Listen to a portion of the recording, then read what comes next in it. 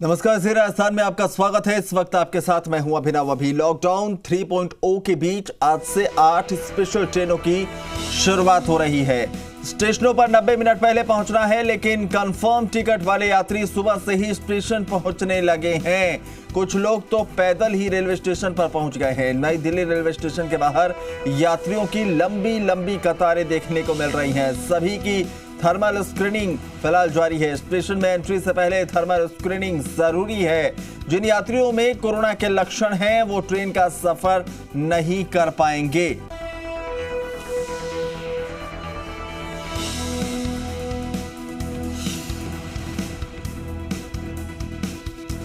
तो लॉकडाउन 3.0 के बीच आज से 8 स्पेशल ट्रेनों की शुरुआत हो रही है। स्टेशनों पर 90 मिनट पहले पहुंचने के निर्देश दिए गए थे, लेकिन कंफर्म टिकट वाले यात्री सुबह से ही स्टेशन पहुंचने लगे हैं। कुछ लोग तो पैदल स्टेशन पहुंच गए हैं। नई दिल्ली रेलवे स्टेशन का हाल यह है कि वहां अभी से ही यात्रियों की लंबी लंबी कतारें देखने को मिल रही हैं। सभी की थर्मल स्क्रीनिंग फिलहाल जारी है। स्टेशन में एंट्री से पहले थर्मल स्क्रीनिंग जरूरी है। पहले ही स्पष्ट किया जा चुका है कि जिन यात्रियों में कोरोना के लक्षण मिलेंगे वो ट्रेन का सफर नहीं कर सकेंगे, चाहे उनके पास कंफर्म टिकट क्यों ना हो।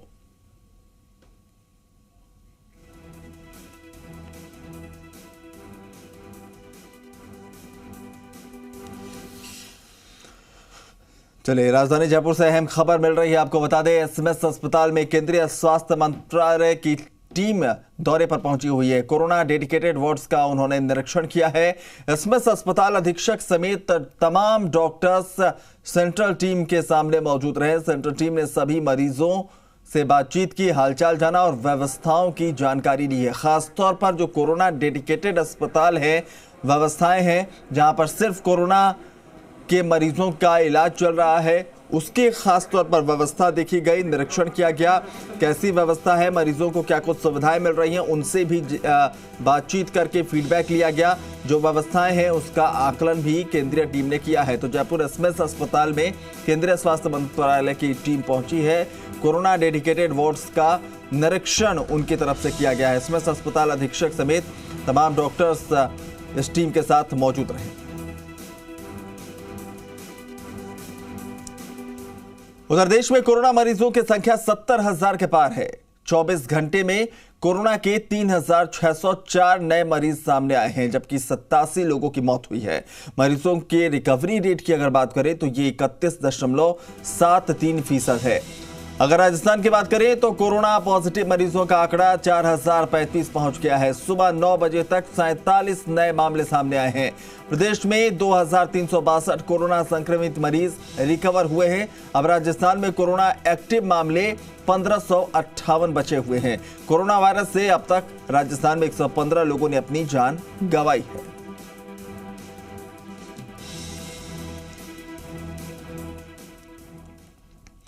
उधर उदयपुर शहर अब पूरी तरह से कोरोना संक्रमण की चपेट में आने लगा है। आज भी शहर के अलग अलग इलाकों में 32 कोरोना पॉजिटिव मरीज सामने आए हैं। अधिकांश संख्या शहर के सबसे संक्रमित एरिया कांजी का हाटा और उसके आसपास के इलाके से है। शहर के अलीपुरा, भोपालपुरा और सलुम्बर कस्बे का एक एक मरीज सामने आया है। वहीं एक एमबी अस्पताल ट्रॉमा सेंटर में तैनात रेजिडेंट डॉक्टर भी इसमें शामिल है। बाकी सभी 28 पॉजिटिव एक ही इलाके के मामले हैं। 32 नए मरीजों के सामने आने के बाद अब जिले में पॉजिटिव मरीजों की संख्या 200 के आंकड़े को पार कर चुकी है। कुल आंकड़ा 214 पहुंच गया।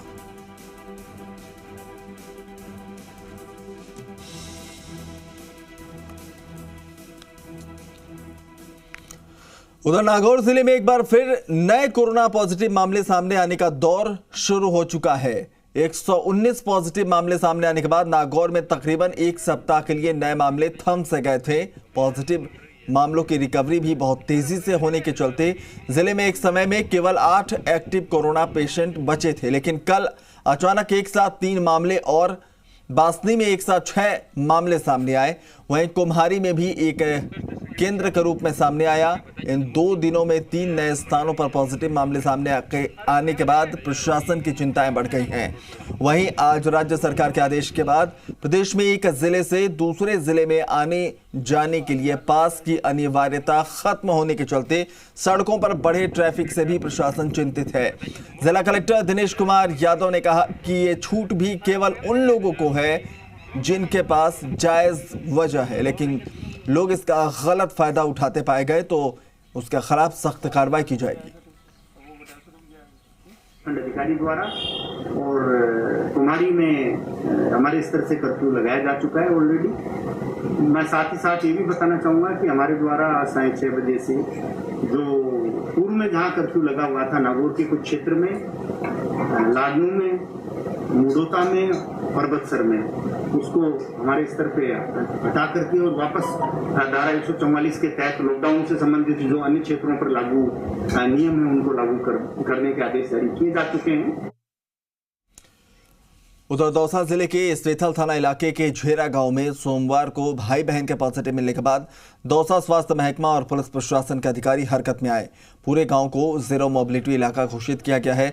पॉजिटिव भाई बहन को इलाज के लिए दौसा जिला अस्पताल में भर्ती कराया गया है, जहां डॉक्टर आर.डी. मीणा के नेतृत्व में स्वास्थ्य महकमे की टीम दोनों भाई बहनों का उपचार करने में जुट गई है। तो वहीं इनके संपर्क में आए करीब 45 लोगों को स्वास्थ्य महकमे द्वारा क्वारंटीन किया गया है।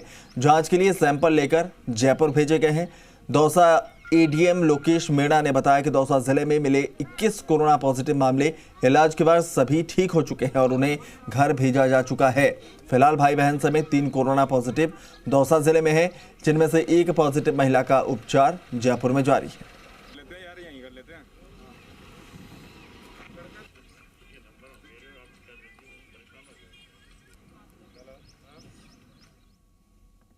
उधर कोचिंग सिटी से सोमवार को अच्छी और राहत देने वाली खबर सामने आई।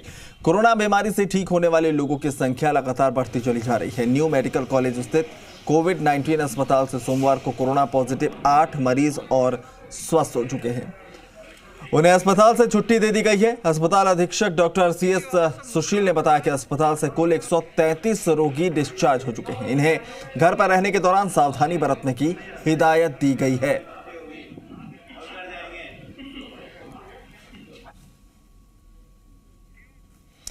उधर करीब 2 महीनों से लॉकडाउन के दौरान गरीब और निर्धन लोगों तक भोजन सामग्री पहुंचाने का काम सरकार के साथ ही जयपुर के भामाशाह भी कर रहे हैं। इस काम में सामाजिक संगठन भी पीछे नहीं है। राजधानी जयपुर के अनुभव परछाई फाउंडेशन की तरफ से पिछले 45 दिनों से जरूरतमंद लोगों से भोजन उन तक पहुंचाने, भोजन सामग्री और राशन किट पहुंचाई जा रही है। इसके साथ ही सफाई कर्मियों, पुलिसकर्मियों, चिकित्सा कर्मियों को फेस मास्क और फेस शील्ड का वितरण किया जा चुका है। फाउंडेशन के अध्यक्ष बृजराज सिंह शेखावत ने बताया कि लॉकडाउन के दौरान सबसे ज्यादा समस्या गरीब और निर्धन लोगों के सामने भोजन की थी। ऐसे में जरूरतमंदों तक मदद पहुंचाई गई।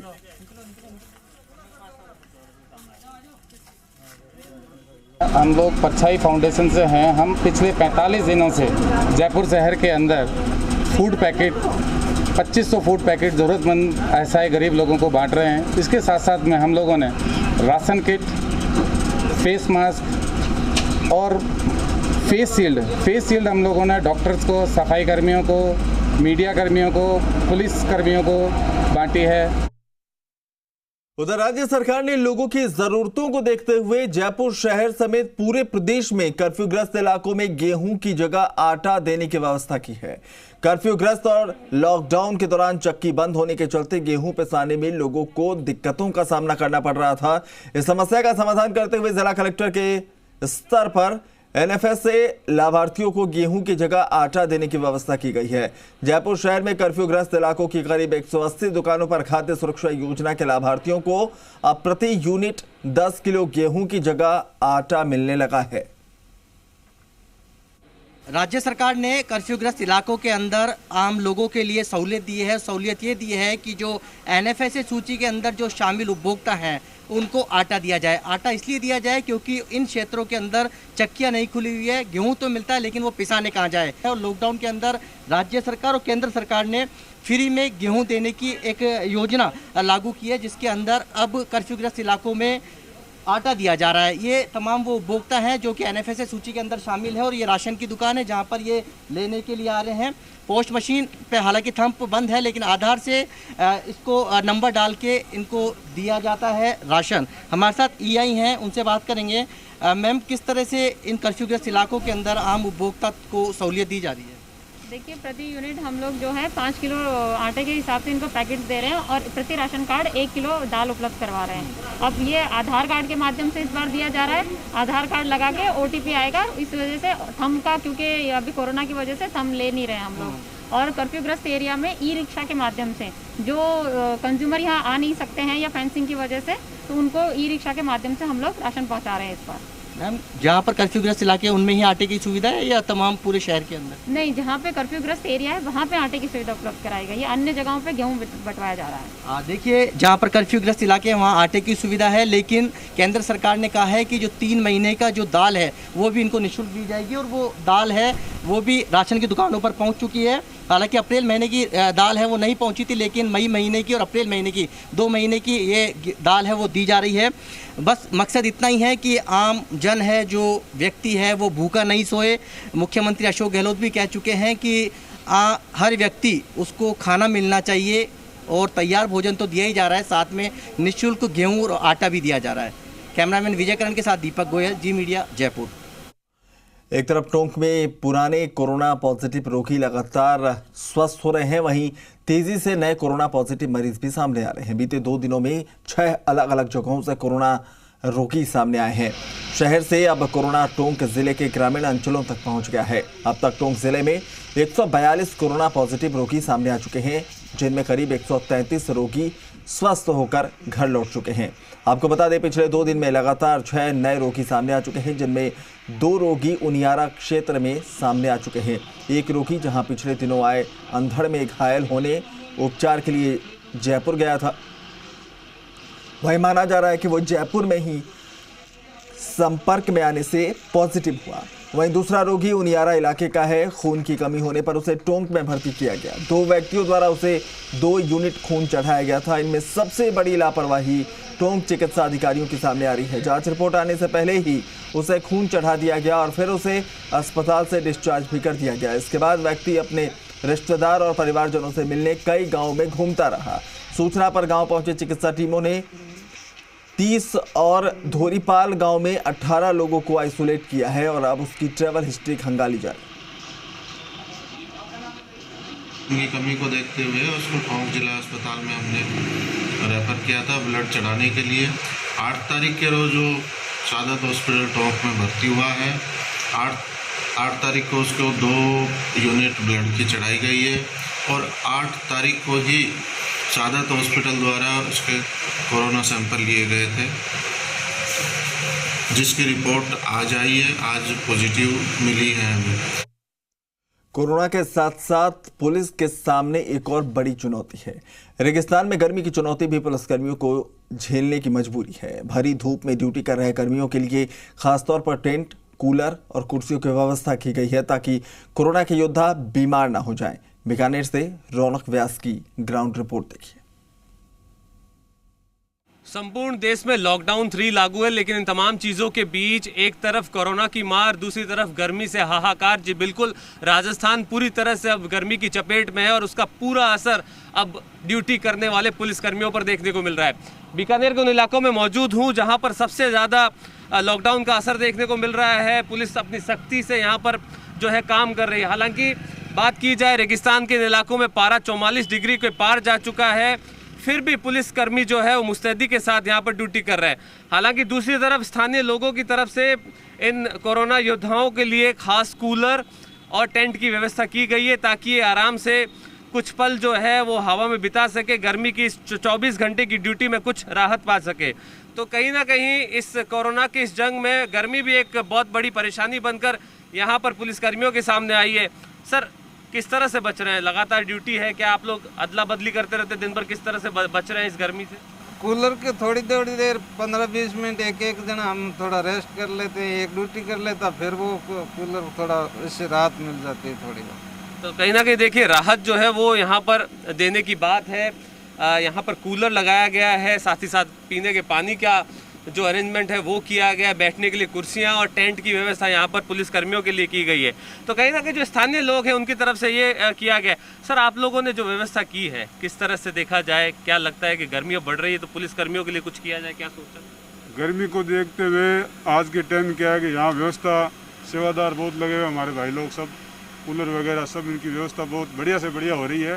इससे इनके लिए दुआ करें कि और ज़्यादा स्वस्थ रहे हम लोगों की, और क्या है कि सुरक्षा कर सके हर तरीके से। तो कहीं ना कहीं हम लोगों की यानी तमाम लोगों की सुरक्षा जो है वो कोरोना योद्धा यहाँ के पुलिसकर्मी जो है वो लगातार कर रहे हैं। और देखा जाए तो गर्मी लगातार अपना सितम पूरे रेगिस्तान में ढा रही है। रेगिस्तान पूरी तरह से गर्मी की चपेट में, पारा 45 डिग्री के करीब जा पहुंचा है और मौसम विभाग की माने तो आने वाले दिन और गर्म भरे रह सकते हैं। कैमरा सहयोगी घनश्याम के साथ रौनक व्यास, जी मीडिया, बीकानेर। उधर टोंक जिले की नेवाई तहसील में एक स्कूल प्राचार्य के तुगलकी फरमान को लेकर टीचर के साथ ही ग्रामीण भी परेशान हैं। लॉकडाउन के दौरान स्कूल बंद होने के आदेश के बावजूद सभी टीचर्स को बुलाया जा रहा है। एक जगह 10 से 12 टीचर्स के इकट्ठे होने से लॉकडाउन का उल्लंघन तो हो ही रहा है, साथ ही ग्रामीणों को भी एक साथ इतनी बड़ी संख्या में टीचर्स के इकट्ठे होने से ऐतराज है।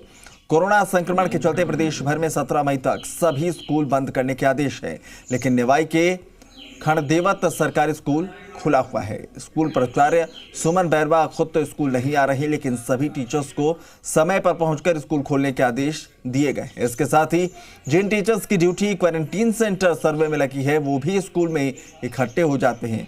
ऐसे में एक साथ 10 से 12 टीचर्स एक समय में मौजूद रहते हैं। प्राचार्य फरमान के खिलाफ टीचर और ग्रामीणों ने जिला कलेक्टर को अब ज्ञापन दिया है।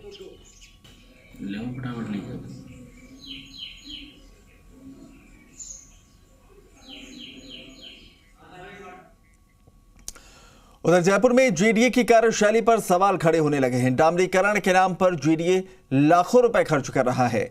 सांसद रामचरण बोहरा भी जेडीए की कार्यशैली पर चिंता जाहिर कर चुके हैं। देर रात बारिश के बीच सरदार पटेल मार्ग पर जेडीए ने सड़कें बना दी। ऐसे में सवाल खड़े हो रहे हैं कि कहीं डामरीकरण के नाम पर पैसों का गबन तो नहीं हो रहा। बाबूजी, जेडीए के इंजीनियर्स की इंजीनियरिंग के ऊपर अब बड़े सवालिया निशान खड़े हो रहे हैं। आखिर ऐसी भी क्या जल्दी है जयपुर विकास प्राधिकरण को कि जो बारिश के बीच रातों रात ये सरदार पटेल मार्ग की जो सड़क है उसके ऊपर रीकारपेटिंग कर दी गई। डामर के ऊपर डामर की परत बिछाकर ये जो खेल है वह बदस्तूर जारी है। बारिश के बीच इस रोड के निर्माण कार्य को लेकर इसकी गुणवत्ता के ऊपर भी सवाल खड़े होते हैं और साथ ही जो जेडीए के इंजीनियर्स हैं उनकी इंजीनियरिंग के ऊपर भी बड़े सवालिया निशान खड़े हो रहे हैं। इस पूरे घटनाक्रम के ऊपर जेडीए के इंजीनियर्स बोलने को तैयार नहीं है, जवाब देने को तैयार नहीं है कैमरे के सामने कि आखिर इस रोड के जो निर्माण कार्य को लेकर ऐसी भी क्या जल्दबाजी थी। करोड़ों रुपए की लागत से यहाँ पर डामरीकरण यहाँ पर कर दिया गया है। आप यहाँ पर देख रहे हैं कि कल रात तक ये जो रोड है वो यहाँ पर नहीं बनाई गई थी। पहले से ये रोड काफ़ी अच्छी हालात में थी, लेकिन जल्दबाजी में जयपुर विकास प्राधिकरण ने ये यहाँ पर रोड बनाकर एक यहाँ पर नई मिसाल कह सकते हैं कि जयपुर विकास प्राधिकरण ने बारिश के बीच रोड बनाकर एक नई मिसाल पेश की है और अपनी इंजीनियरिंग का एक बड़ा कारनामा यहाँ पर दिखाने की कोशिश की है। वीडियो जर्नलिस्ट संजय कुमरे के साथ रोशन शर्मा, जी मीडिया, जयपुर। उधर कोरोना काल के दौरान मकान खरीदकर किश्तें नहीं चुकाने वालों के लिए राजस्थान सरकार ने विशेष ऑफर लॉन्च किया है। दरअसल जनता को घर उपलब्ध करवाने वाले राजस्थान आवासन मंडल ने अपने बकाया राशि वसूलने के लिए बकायेदारों के लिए कोरोना काल को देखते हुए बम्पर ऑफर लॉन्च किया है। राजस्थान आवासन मंडल के आयुक्त पवन अरोड़ा ने बताया कि मुख्यमंत्री महोदय के बजट घोषणा की अनुपालना में मंडल के सभी श्रेणी के आवासों के किश्तों की बकाया ब्याज पर 50 से 100% तक की छूट प्रदान की जाएगी।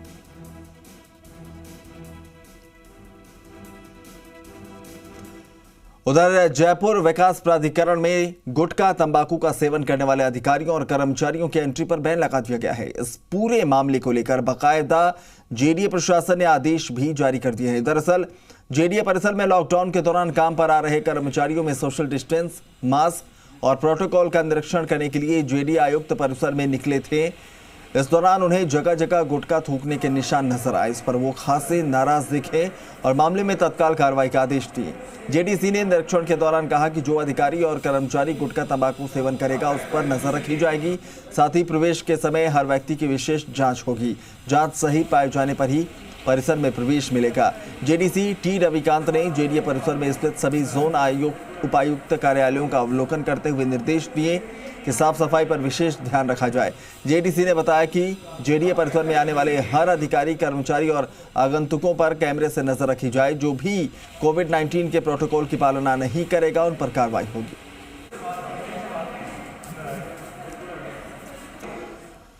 उधर झालावाड़ जिले के उन्हेल थाना इलाके के टोकड़ा कंजर डेरे में एक विवाहिता को ससुराल वालों ने दहेज के लिए मौत के घाट उतार दिया।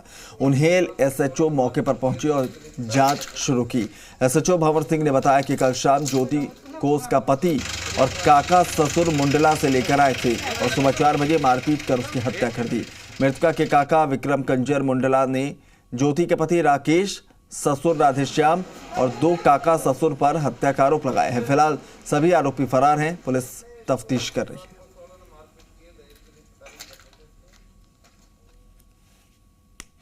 कोरोना महामारी का प्रकोप झेल रहे प्रदेश में टिड्डी के रूप में एक नई आफत अब सामने आई है। जैसलमेर और बाड़मेर जिलों के बाद टिड्डी अब नागौर तक पहुंच गई है। पिछले साल से टिड्डी दल लगातार प्रदेश में हमले कर रहा है, जिसका खामियाजा किसानों को भुगतना पड़ रहा है। अंतर्राष्ट्रीय संगठनों से मिली चेतावनी के मुताबिक आने वाले कुछ महीनों तक टिड्डियों का भारी प्रकोप प्रदेश में आ सकता है। जिला कलेक्टर दिनेश कुमार ने मीडिया से बात करते हुए कहा कि ऐसे हालातों में किसानों में जागरूकता की बेहद जरूरत है। इसके लिए संसाधनों वाले किसानों को कृषि विभाग के जरिए शॉर्ट ट्रेनिंग देने की जिला प्रशासन तैयारी में है। जिन संसाधनों के सरकारी स्तर पर व्यवस्था हो सकती है वो सरकार की तरफ से की जाएगी। हर किसान जिसके पास भी ट्रैक्टर का या कोई और साधन है वो तैयार रहे कि इन टिड्डियों को जैसे ही एंटर हो उसमें मारने की कार्रवाई करें। अगर उस नियंत्रण में आप सब किसान भाइयों का पूर्ण सहयोग नहीं रहा, ग्रामीण क्षेत्र का पूर्ण सहयोग नहीं रहा, तो उसको नियंत्रण में बहुत अधिक कठिनाई सामने आने वाली। चलिए, तो इस बुलेटिन में फिलहाल बस इतना ही, लेकिन देश और प्रदेश की तमाम खबरों के लिए बने रहें जी राजस्थान के साथ।